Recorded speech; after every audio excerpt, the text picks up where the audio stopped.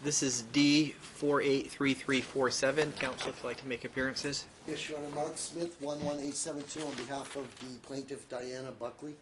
And Mrs. Buckley is here. This is my assistant, Michelle. very good. And good afternoon.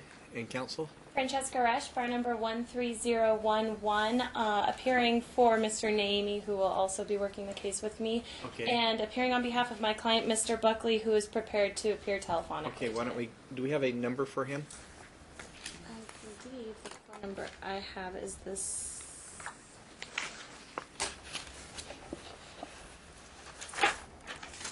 The 805-377-908.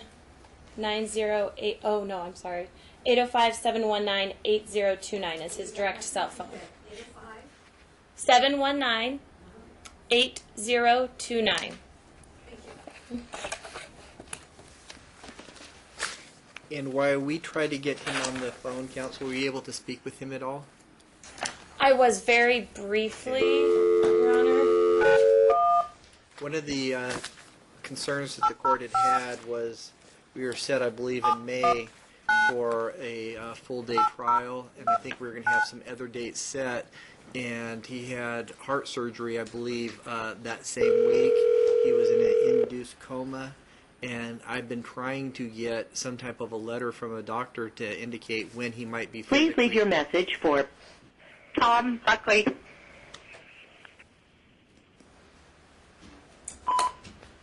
Hello, this is Judge Gonzalez here in court. We have this matter scheduled on my calendar for 1:30. We're going to try to call you back again.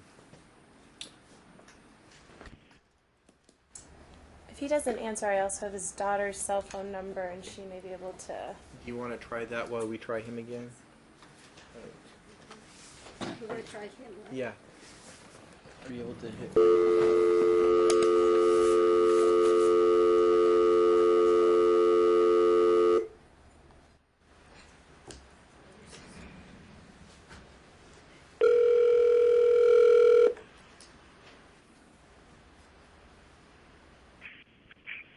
Hello? Hello, Tom, this is Judge Gonzalez. Good afternoon. Hi.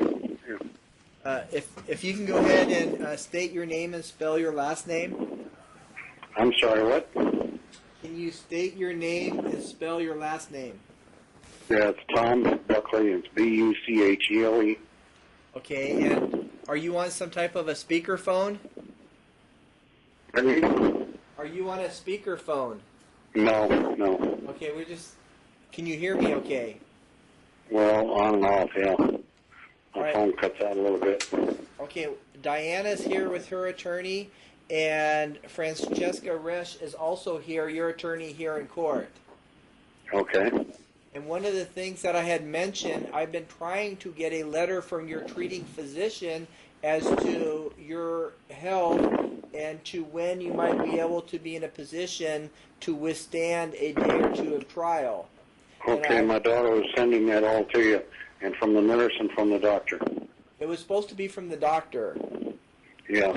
And counsel, have you received any information on that? I have been in communication with his daughter, and she did inform me that she's been trying to get that information to me, but it was over 78 pages, and her something about her scanner wasn't working properly, so I'm not in possession of anything as of today, but I have been trying to get that information since taking the case on.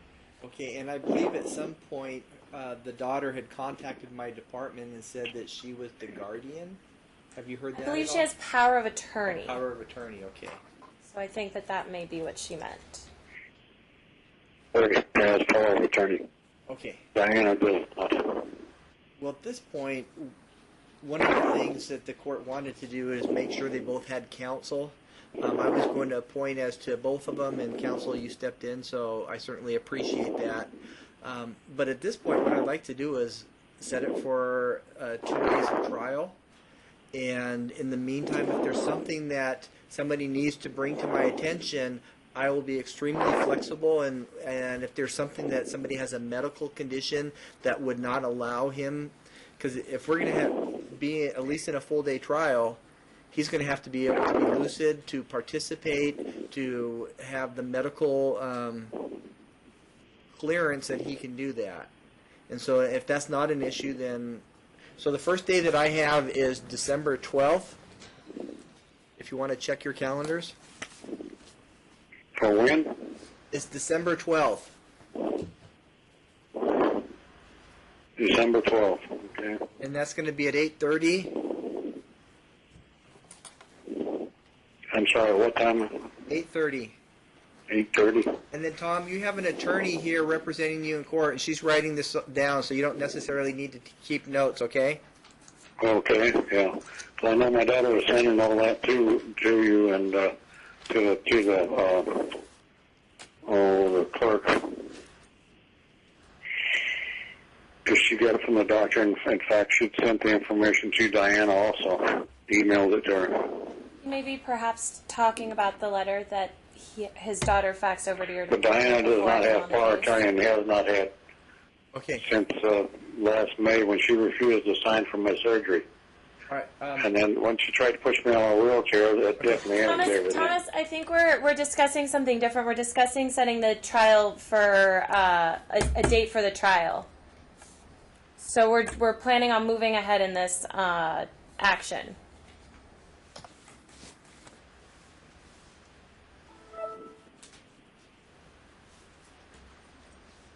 I'm just hearing noise from her. I can't make out what she's saying.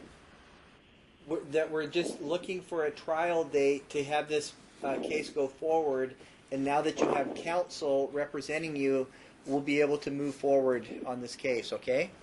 Okay, all right, yeah. Because I definitely want divorce from her. All right, so December 12th at 8:30, and then from there, what I'm going to have to do is, because I don't have another... Let me see. We can do it one of two ways. The next full day that I have after that would be, looks like it's February 6th, or I have January 26th if you wanted to do 2 half days, a Monday and Tuesday back to back. And then January 12th. And then we have the 19th of January, which is MLK. So the first opportunity that I'd have to go back to back would be the 26th and the 27th of January. And that would keep the time frame pretty much as tight as I can get it on my calendar. And that would give them 2 full days. Again, we're not dealing with custody issues at this point. They're well beyond their years for that. It's a matter of just working out the finances. So I'm going to put the 12th, and then I'm going to pencil you in for 1 o'clock on the 26th and the 27th of January. Okay. As far as a discovery cutoff, And my daughter's also sending all the medical costs to Diana. And the tax man that was doing the Thomas, taxes I'll on the contact house you. and all that is Thomas, sending the Thomas, thing to Diana too. Mr. Buckley, I'll contact your daughter after this hearing and discuss all of that in more detail. so Don't worry about that. by way of discovery cutoff, do you want to use November 24th? In council, you think that would give you sufficient time? You said November 24th? Yes. December 12th. I think so. Okay. All right, so that'll be the discovery cutoff. The court is going to put it for... December 12th at 8:30. Yes, sir. Yes, Thomas, I'll get you all this information. You're good, counsel. So then I'm going to put it on for a calendar call at 10:30. Oh, wait, you know what? I'm going to put it on at 8:30 on December 1st to see how we're going on things. And then the court is going to order that the pretrial memorandums be served no later than that day. So you can bring them into court and have them. It has to be filed and served on that day. And then if you want to bring the court a courtesy copy, and then that will give us our dates. To the extent that you need anything, and counsel, you may want to follow up just to make sure, like competency and issues regarding his physical ability, because I don't know what kind of. Tom? Right now, it's still under Tom. 7 days, 24-hour care. Are you? Well, counsel, I'll leave that in your discretion. I mean, we need to know what kind of medications I'll he's get on. the information from if there's his any daughter. like, you may need to Contact you his may need to physician. get like, as his attorney, now that you're representing him, if you need any specific orders or anything, or maybe he can do a release to you, and if you can do a release, if you can get a release from him, then you can go directly to the doctor. You don't have to go around through the daughter, and you may get more of a response as an attorney trying to get this information. But I would, if you wouldn't mind, within the next at least 3 weeks, counsel, try to see what kind of information that we can get on that. And the court is also going to, at least with counsel, have you meet and confer also within the next 21 days to see if, by way of streamlining, exhibits and information and, potential discussions on a resolution. I think I'd like you to at least make that effort within the next 21 days. And other than that, we'll have an order prepared from today, and we'll just see where things go. If something comes up and you need the court assistance, then Your Honor, we already do need the court's assistance, which is why Mrs. Buckley filed the motion, not only to get the case back on track, but she needs some emergency temporary relief, specifically with our residents.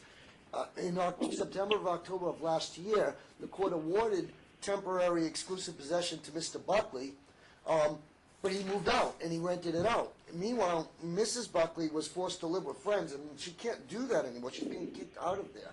He's in California. There's renters in the marital property, and then additional issues. All the property that was ordered by the court that she was going to have access to sell what's hers undisputably. Okay. I'm acutely aware of that. I actually held a hearing on part of that. You could probably get a copy of the disc from that hearing, but that's going to be ultimately a trial issue. I mean, the property, as far as I know, is no longer there. I'm assuming it's in California with him. But however, I mean, the more pressing issues, obviously, Your Honor, is my client needs a place to live. She has a house that she's out of, and there's renters in there. He's collecting the rent but not paying the mortgage, and she's basically on the verge of being homeless, doesn't have a vehicle. The vehicle that they left her was registered in her sister's name, insured by him. That insurance ran out. She's unable to get it insured. They won't allow it because she's not the registered owner. So she has nowhere to live and no vehicle in which to get around. Also, there's issues of the spousal support, which I understand. Maybe the court's aware of that, but he hasn't paid the spousal support that's been ordered almost a year ago. So Your Honor, she's destitute. And I apologize for not standing up when I speak, but she's destitute. She's got nowhere to live, no fixed income, Social Security only, no vehicle in which to get around. Meanwhile, the house technically was temporarily awarded to him, and he's not even utilizing it. He's renting it out to people and not even using that money to pay the mortgage. So they may end up losing the home. It's at least 2 months behind. So we come here begging for some temporary emergency relief, at least as to the residents, at least to the time of trial. He's in California. He testified, went on the record last time stating that he wouldn't be here till at least December, 4 months. That will at least give her some space to survive so that we can properly prepare and hopefully, I'd love to be able to work out a resolution. This is the first time I've been on the case. I just came on, as you know. Sure. She did. I don't mean to pat myself on the back. I have a fairly high success rate with negotiating and getting cases settled. I always shoot for that first. And if we have to go to trial, I'm confident we'll at least be able to hone down some of the issues to preserve the court's resources. But she is utterly desperate. She has nowhere to live, no vehicle in which to get around with, and $700 a month in Social Security, despite the court's order for $1,000 a month in alimony, which hasn't been paid. I did file last week an updated schedule of arrearages. I did not bring a motion for judgment because we were coming here today, and I knew that we need to get it back on track, and I'm confident that's what we've done. At the same time, that doesn't alleviate my client's desperation at this point. So we would request that the court would award her the temporary exclusive possession. She can deal with the renters, she can get them out with normal legal channels, but at least she'll have a place to stay. We would also request that he be ordered to stop paying the alimony that he was supported to, $1,000 a month, as of back last October. I understand. In the long term, we got to work it out through the normal course. She may not survive until that point. And so we request that she be given that temporary possession, some form of spousal support to help her get by, some relief as to the vehicle, perhaps order him to reinsure it, re-register it. She can't do it under the law in her name. It's not hers. Meanwhile, he's got the two marital vehicles with him. This was a vehicle that was owned by her sister, insured by him. So when that ran out, she got pulled over the other day, did not get arrested, thank God, but was told you can't drive this vehicle, the registration is suspended because the insurance is no good. When she contacted insurance, they would not allow her to reinsure it. I suggested call them, say, can I send you a check? They said, no, it's not your vehicle, we can't allow you to insure it. So that's kind of where we're at. On the short term, I'm all for getting it a global resolution on the long term, but I have to request that desperately for my client. Yeah. Counsel?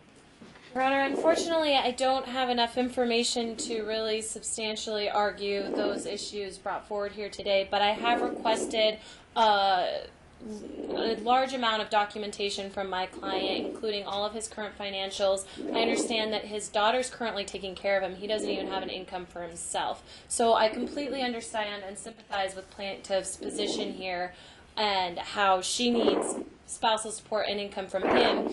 But from what I have been informed by my client thus far is he has no income currently. His daughter is 100% taking care of him. She actually just recently sold her home to take the equity and net proceeds from that sale of the home to care for Mr. Buckley and to provide shelter for Mr. Buckley and to provide the 24-hour nursing care that he's currently residing.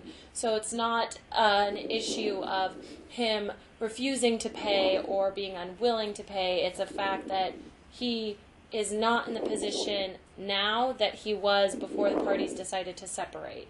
And that's as much information as I know now. Like I said, I've requested the financial documents from him so that I can see exactly how much he has. I can't understand anything she's saying, so I'll have Francesca get a hold of my daughter and they can email each other what's going on, okay? Hold on, sir. Yes, so hopefully I'll be able to file an updated financial disclosure form with the court and for opposing counsel so that I can assess those numbers more clearly. And I truly hope that we will be able to work these matters out. I guess as far as the more pressing issue that we hold on, I'm sorry. that we may be able to address, that I'd like to get it back in front of me on a very short time is the marital residence. If he's not living there, just for the two of you, since I've been the judge on this case pretty much from the onset, there was a business that he operated. My understanding is that they were married and then divorced and then remarried again, but she was going to be driving a water truck and was going to be making somewhere about $40 an hour. And it happened to be during the time that we pretty much had a shutdown with the federal government. And as a result of that, that project got put on halt. His situation, as far as his health situation, I mean, he's lost both knees just below, or both legs below the knees. He's lost some fingers. He was in an induced coma. And so as far as that business, I'm not, and ma'am, are you aware of that business being operated at all? No, I'm not. Okay. So there's been some changes financially for both parties and for him health-wise that may make it difficult, to try to resolve some of those issues. But at least, we can see as far as what arrangements for who's in that house. Maybe that's something that we can do, even if it was, if you had to give somebody a 30-day notice or something, that may be something that we can check into. And what I'd like to do, at least as to that issue, put this on my calendar, you know, on a short time. But to the extent that the parties reach some type of an agreement, then we could vacate that date. If not, then I'm going to have some argument as to what we should do in that regard. So.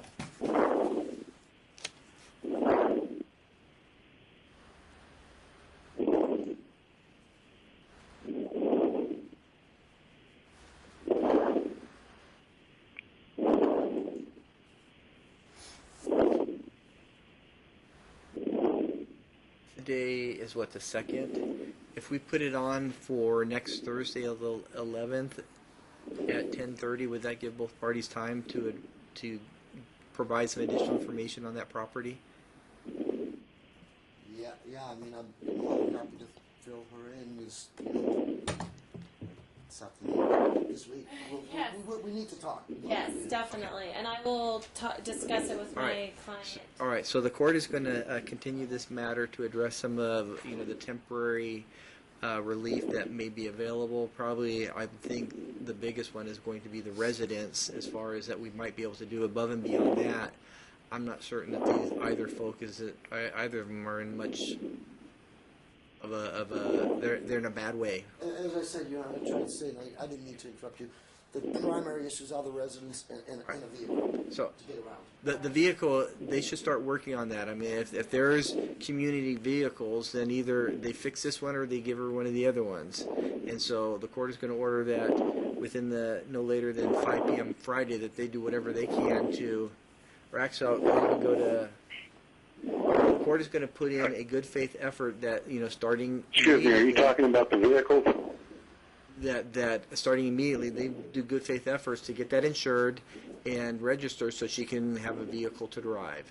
And so, if she wants to return the vehicle she has, I'll let her have the Taurus. The transmission's going out on it. So if it can make it back to Vegas, she can have it. Counsel, so he's got a good faith effort for the vehicle here, that it can get registered and insured. I mean, they're still married in that regard. They're still, community income is. Well, I gave her every bit of inventory there was, $100,000 for the inventory. Good faith effort from the starting store today, and from the house. and I'll address that on the return. And she got all the fudge equipment which she was going to sell and make all this money with. And to my knowledge, she hasn't attempted to do anything. So that was the 11th at 10:30 a.m. 11th at 10:30.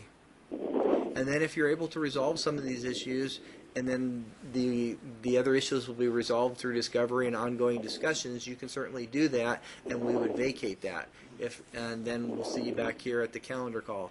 Otherwise, I'll have you back on my calendar next Thursday at 10:30. Okay? All right. And as to the two of you, again, I appreciate your assistance on this case. Thank you, Your Honor. And before we go on, if you could possibly get some type of a letter from a treating physician so we have an idea where things are at on this. I will try my hardest, Your Honor, Very good. Thank you. as soon as possible. All right, Tom, we're going off record. Thank you. A volunteer for the order for today? I can do it. Would you mind?